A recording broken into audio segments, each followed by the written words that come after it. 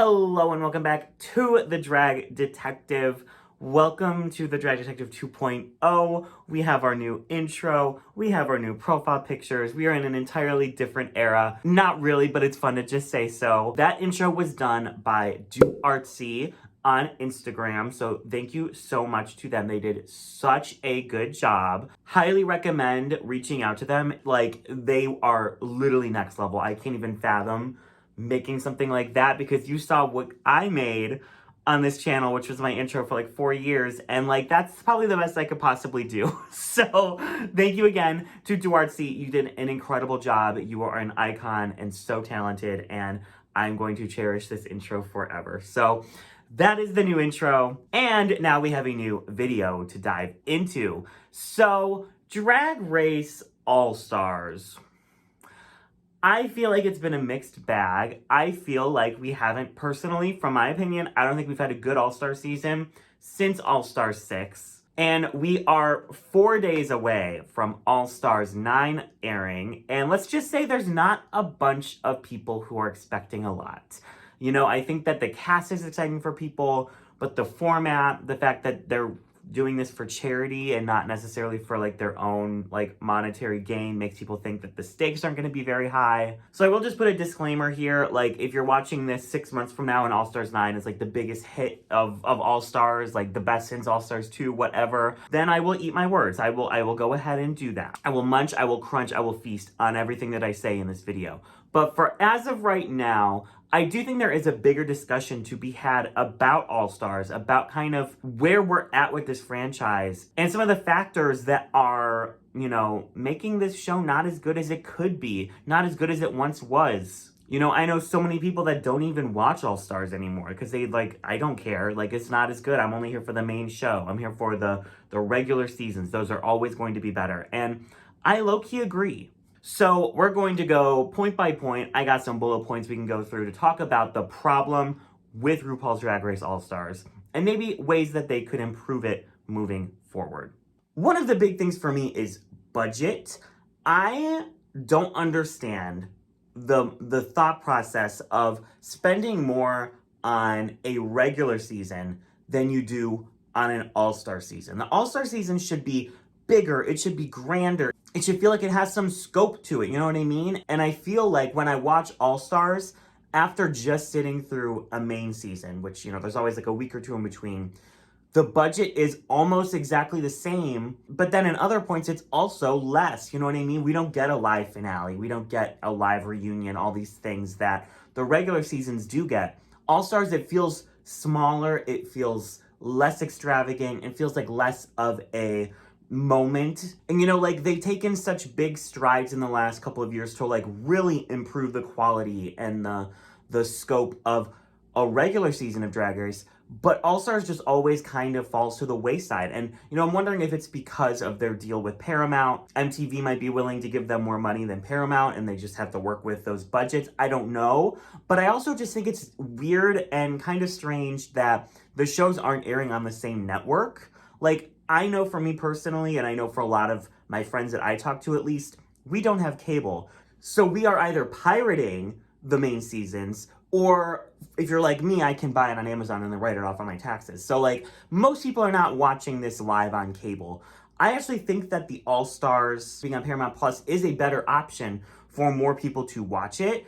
But I feel like a show that way less people watch. I feel like because it's on Paramount Plus, because it, you know, drops at like 3 in the morning or whatever, like everyone is watching it at different times. And I feel like it doesn't have that like ability to like bring everyone together like a main season does, because it airs at this specific time and everyone is watching it at this specific time.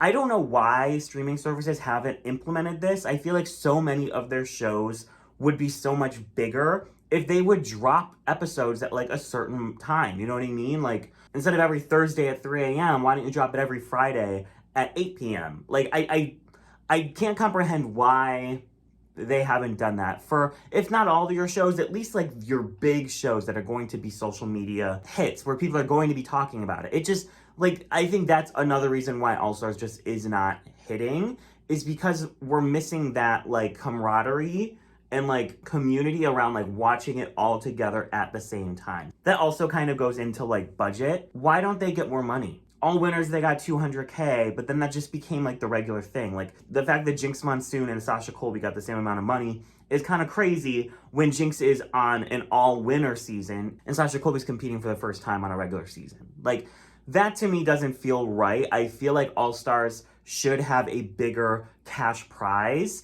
because also these queens are probably spending more, unless you're Raja O'Hara, you're spending more money on your second go than you did your first go. So, like, you should then win more money. And it's not even a thing now where it's like, oh, if you win the challenge, you get a $10,000 cash tip because, like, they're giving away $5K for every challenge win on a regular season. Like, I think that if I love the 200K for a regular season. I think that if, Survivor can still be giving out $1 million every year, Drag Race could be doing better than that. I think ideally it should be 250K for the main season winner and 500K for an All-Stars winner.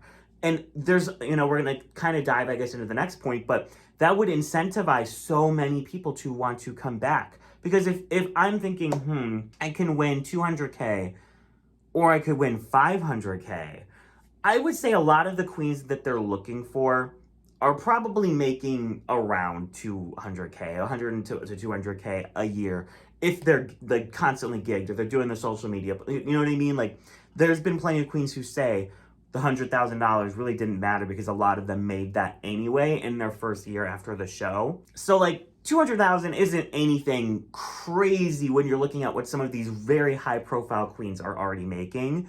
But 500K is a lot of money, and I think that would draw in a lot of girls who maybe have turned down All-Stars, time and time again. Specifically for all winners, you know what I mean? Like, if they had just forked over that much money for all winners, I think we would be having a much different season than the one that we got. So I kind of hinted at the next bullet point on this. I feel like I'm giving like a 5-paragraph essay, and I'm like having to like cite my sources. But the next bullet point we're going to talk about is the casting and being able to get a good cast. Pulling queens are going to draw in an audience. And that's kind of been a problem for the last couple of seasons. I would say past All-Stars 4, the Drag Race fandom has not been thrilled with many of the casts. All-Stars 5, they didn't like it that much. All-Stars 6, they liked it after watching the season, but the initial drop, people were like, what the fuck is this? All-Stars 7, I think they were just missing a lot of winners that people really, really, really wanted to see, like some of those big, stars, like Alaska, like Bob. And then All-Stars 8 was, what it was. There's like the joke that like, oh, it's just Drag Race Some Stars now, which like, let's be real, is true. It's true. They are casting queens who don't have these, big careers after their season. They're casting queens who showed potential on their season, or maybe not any potential, but like would be interesting to see come back. And that's who they're casting now. And we know now it's because a lot of the heavy hitters that they're asking don't want to come back. So there needs to be a bigger incentive for these, huge name queens to come back. And it's not the money and it's not the format. You know what I mean? Like, a lot of people just don't want to go onto a show and have to eliminate their friends and their coworkers. And that's completely valid. You know what I mean? Like, not everybody's going to go on Survivor and want to be a Russell Hantz. You know what I mean? Some people are just happy to go on and be like a Roger Bingham. So there needs to be more incentive for queens to want to return. Bigger budget. Change the format. The format is tired. You know what I mean? The sending each other home. We've been doing that for like 6 seasons now. It's tired. The Canada 4 format should have been the All-Stars format after All-Stars 3 or 4, at the very latest 4. That should be the standard, where they are having to make some strategic decisions, but the eliminations aren't only in the hands of the cast. I think if you get rid of that twist, you're going to get a lot of different people back, like All-Stars 9, where they're doing the non-elimination format, and look how many people they got back. You know what I mean? Like, I'm sure they've asked Chanel, they've definitely asked Plastique, they've definitely asked Vanjie, they've definitely asked Nina West, and they're all are like, oh, yeah, sure, I'll come back. No eliminations. I don't have to send everyone home. Perfect. And, I think there is a balance between All-Stars 9, which is a non-elimination. No one is going home, which is like, for non-winners, I just don't think it's going to work very well. Personally, it's not something that I necessarily need to see, is like this cast of 8 for 12 episodes the entire time. I think there is a balance between that and the queens sending someone home every week themselves. Like, there has to be something in the middle where, like, we're still getting TV and, like, you know, crazy eliminations and, like, the things that are going to get people talking, but the queens aren't kind of at fault and, like, getting the hate for all of those decisions. I also like that they have been implementing a stipend where, you know, they're getting a certain amount of money to, like, work on their looks. I think that is great, especially if you're going to be casting people who aren't global phenomenons. Like, not everyone has the budget to do, like, a $30,000, $50,000 All-Stars package. I do feel like there is a balance between a cast like All-Stars 8, which was very top-heavy, and a cast like All-Stars 2, which every single person there had a win. All-Stars 6, I think, is kind of that lightning in a bottle where they cast a lot of queens who didn't have many expectations coming into an All-Stars and got so many of them to exceed expectations and have these redemption arcs. Like, I don't think I wanted that to happen for All-Stars 8. That's what I was hoping for. But unfortunately, that can't happen every single time. I think it's great to cast queens that maybe you wouldn't expect to see on an All-Stars, but when half the cast or more is made up of those types of queens, that's when it's really, okay, is this All-Stars or is this, we're just bringing random people back? And, you know, that's, now we know All-Stars 8 was the way that it was because so many queens turned it down. So many people they wanted said no. And that's, I also think, why we're getting this, like, insane shift to what we're getting now for All-Stars 9, because it's like, no one is going to say yes. Like, we're using up all the people that want to come back. We need to give, like, a bigger incentive to these queens. And I don't think All-Stars 9's format is the right way to go about that. I think there are better ways that you can make, you know, good TV, but also have people want to come make that good TV rather than, okay, no one goes home. No one goes home. You're all here the whole season long. But also, like, you're not getting money either. We're just going to do a cheer. Like, I will save my final judgment until I've seen it, but to me, it sounds crazy. To me, I'm like, this seems like it's sucking the life out of the show. Part of giving queens an incentive to come back is treating the queens that do come on well. I mean, almost every season since the first, we've had queens talking about their negative experiences. You know what I mean? We had the season 1 cast was pissed about the format with it being teams, and then, like, going into something that they thought was going to be one thing and it was something completely different, which is so valid. Adore Delano literally gets, for lack of a better word, bullied off of the season in All-Stars 2. Ben de la Creme was so distraught with having to, like, send all these people home and make these strategic decisions that she just wasn't comfortable with, that she quit despite possibly being able to win it. You had Angina and Mayhem Miller voting themselves out on All-Stars 5. The entire cast of All-Stars 7 was so upset with how production was handled that they wanted to do their own reunion to talk about it and had to get a cease and desist from production. And then obviously All-Stars 8 was just a train wreck. Nobody had fun. Lots of people wanted to quit. These queens are all friends with each other, right? Or acquaintances with each other, co-workers with each other. So when they're coming back from All-Stars saying, girl, that was one of the worst experiences of my entire life, when it's airing on TV and you have them saying, I regret ever going on this show again. I don't know why I did that. It was the worst time. We were treated so poorly. Da-da-da-da. All the other queens are thinking, oh, then I'm not going to do that.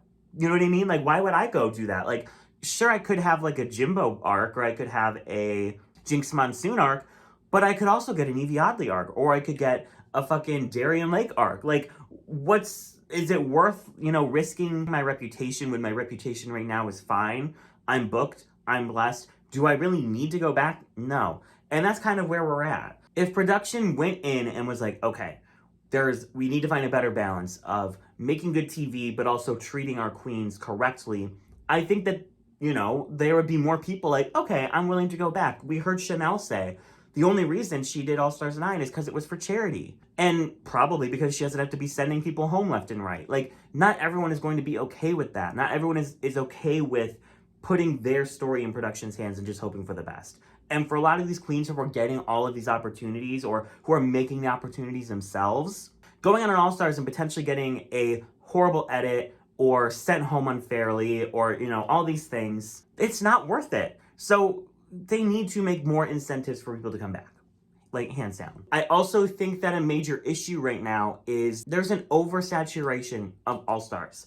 We have regular all-stars. We have global all-stars. We have UK versus the world. We have Canada versus the world. We have España all-stars. We have Italia all-stars. It's like there's so many all-stars now that it doesn't feel special anymore. I think, personally, UK versus the world, Canada versus the world, if you're going to do a global all-stars, those should immediately get replaced. Like, axe them.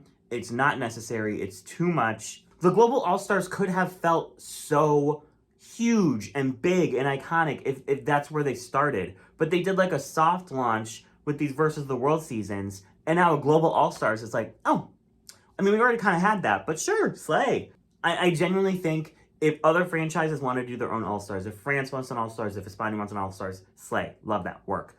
Do those, do regular all-stars, and do global all-stars. And that is it. Like, cut the UK versus the world, cut the Canada versus the world, cut the Down Under versus the world. Let's just clean house a little bit, because, like, there is a lot of all-stars, and when you have a lot of one thing, they don't feel special individually anymore. And especially when you have seasons like UK versus the World 2, which felt like a better All-Stars than most All-Stars we've gotten, you know, in the last 5 or 6 years, that's an issue. You know what I mean? And it's just going to make the regular RuPaul's Drag Race All-Stars TM feel so much less than it used to. I also think it airs so close to the main season that it's always going to be compared to the main season. And like I mentioned earlier, the main seasons have a much higher budget, so it's going to feel grander. Like, there's no reason why All-Stars wasn't in front of a live audience. There's no reason why All-Stars wasn't on that stage that they showed in the Lollapalooza on season 16. Like, there's no reason why All-Stars couldn't have already felt bigger and they could have been doing these, you know, grand things. Season 16 got a huge stage in front of a live audience before All-Stars did. Secret Celebrity Drag Race got that before All-Stars did. Like, it's just like, it really does feel like they don't give a shit about this All-Stars franchise. And I feel like that's reflecting on the fandom's thoughts on it, opinions on it, feelings on it. The last couple seasons of Drag Race have been great, and we can tell that there was a lot of work put into them. You know what I mean? So we're going to appreciate that. All-Stars, it feels like a cash grab. It feels like they don't give a crap. It feels like we're just doing this to, like, you know, we have to do it every year now. They like it, so we got to keep doing it. Like, most people, I think, are fine if they do it every 3 years. You know what I mean? Some people say 4. I would be fine with every other year at this point. You know what I mean? But, like, if they're not putting in the work to make it the best it can be, we're not going to appreciate it for, you know, the best it can be, because it's not the best it can be. I think there should be like a 3-month gap between a main season and an all-star season, just because, like, going from one right into the other, there's always going to be comparisons. I feel like the first season always is going to get overshadowed and we're going to move on too quickly, because, like, we've already moved on from season 16 because we're talking about All-Stars 9. You know what I mean? Like, let these seasons marinate. Let them marinate. You only air 2 a year on, like, the US American style Drag Race. Do the regular season in January and then start All-Stars in, like, July. I feel like that would be cute. That would be fun. There'd be enough time to really, like, break down everything that went down in season 16 and then, you know, have build some anticipation for an All-Stars. There's no anticipation built. No anticipation to be found. 404 error. And, you know, I think my last point is it just feels aimless. It feels very aimless. It feels like after All-Star 6 was so high, you know, that was it was like finally they put the pieces in the right places. Everything fell right into where it should have. That was a fantastic season.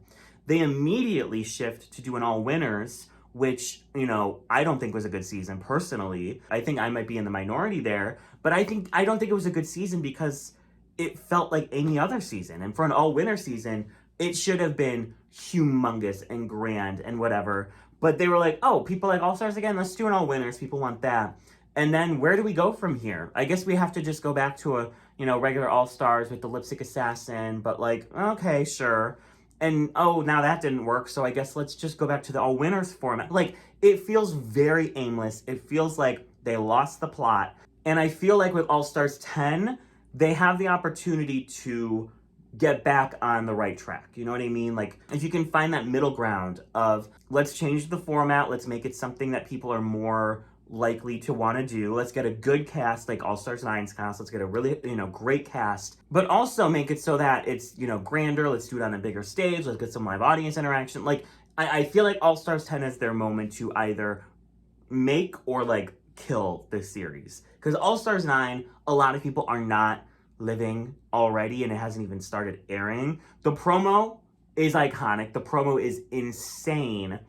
But I'm just not sure they can carry that energy throughout an entire season where no one goes home and it's not winners. And low-key, I don't even think they were able to do that with the winners themselves. So, like, so where can they go from here? What can they do? I think All Stars 10, you make the cash prize $300,000. I don't believe they would do 500 as much as I wish they could do 500. $300,000. That's a great incentive.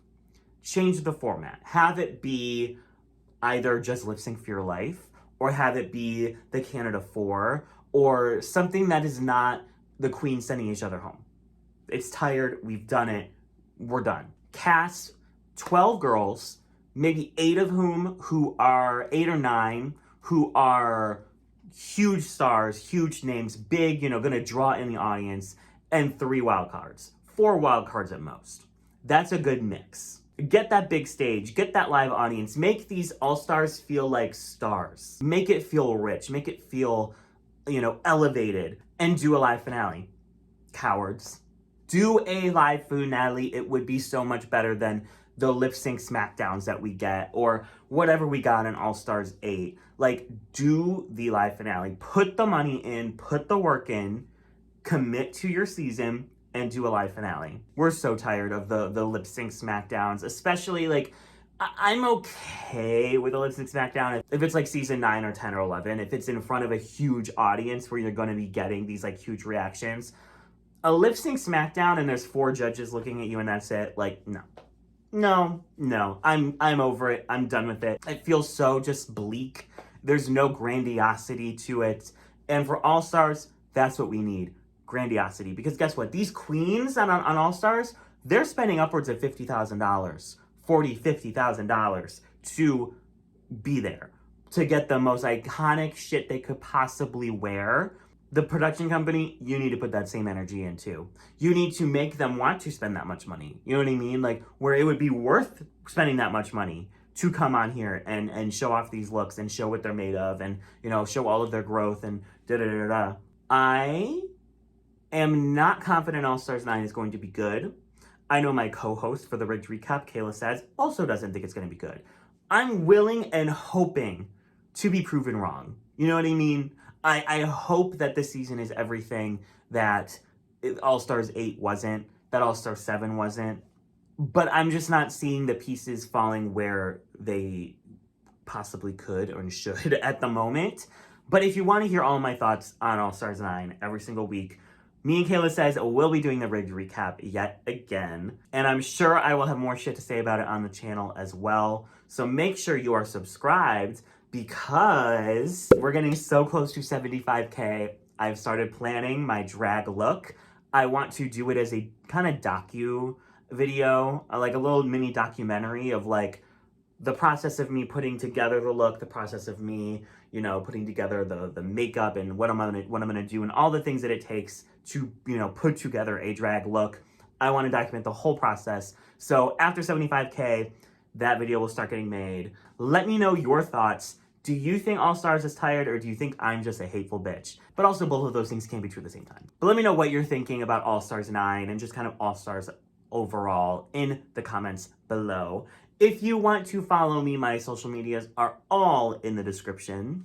If you want to support Drag Duel Season 2, we do have an Indiegogo currently running, and that will also be in the description below. And Season 2 is currently in production. We're in round 2. If you want to see all of that go down live before it airs later this fall, make sure you check out our Drag Duel Patreon. And I think that's everything. Thank you all so much for watching. Thank you again at DoArtsy for this incredible new intro and profile photos that I can use and, get rid of that, musty, crusty, dusty old logo / intro that I've had since the very start.